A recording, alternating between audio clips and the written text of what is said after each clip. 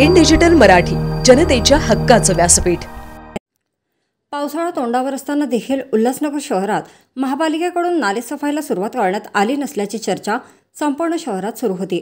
अखेर आज Ulhasnagar camp number 2 गोल मैदान येथील 444 गार्डनजवळील एका नाल्याजवळ महापालिका आयुक्त अजित शेख यांच्या हस्ते उद्घाटन करून या नालेसफाईला सुरुवात करण्यात आली। यावेळी अतिरिक्त आयुक्त जमीर लेंगरेकर, विनोद केणे, एकनाथ पवार, जनसंपर्क अधिकारी छाया डांगळे यांच्यासह इतर अधिकारी व कर्मचारी उपस्थित होते। उल्हासनगर शहरातील सर्व प्रकारचे नाले, गटार ही मशिनीद्वारे 15 जूनपर्यंत साफ करण्यात येतील। तसेच ज्या ठिकाणी मशीनचा उपयोग होणार नाही त्या ठिकाणी ठेकेदारामार्फत मनुष्यबळाचा वापर करून ही नालेसफाई होणार असल्याची माहिती आयुक्त अजित शेख यांनी दिली आहे। सर, आज प्रत्यक्षात नालेसफाईच्या कामाचा उद्घाटन करण्यात आलेला आहे, काय माहिती आहे?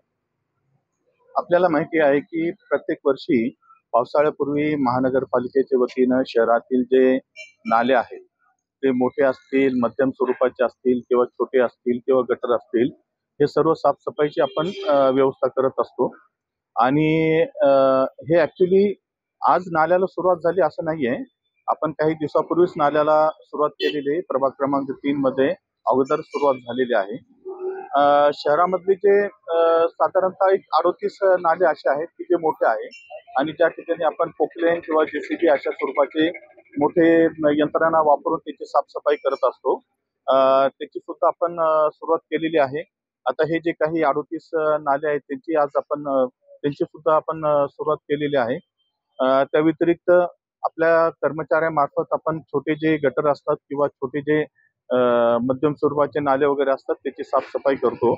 त्या व्यतिरिक्त असे काही नाले असतात की ज्यावरती आपण मशिनरी वापरत नाही, परंतु ठेकेदारामार्फत काही कर्मचारी साधारणतः 1.5-2 महिन्यासाठी घेऊन आपण ते साफसफाई करतो।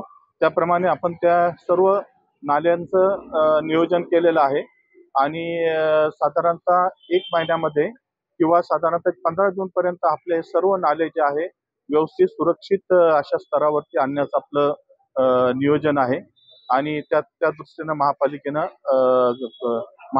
तशी कारवाईला सुरुवात केलेली आहे।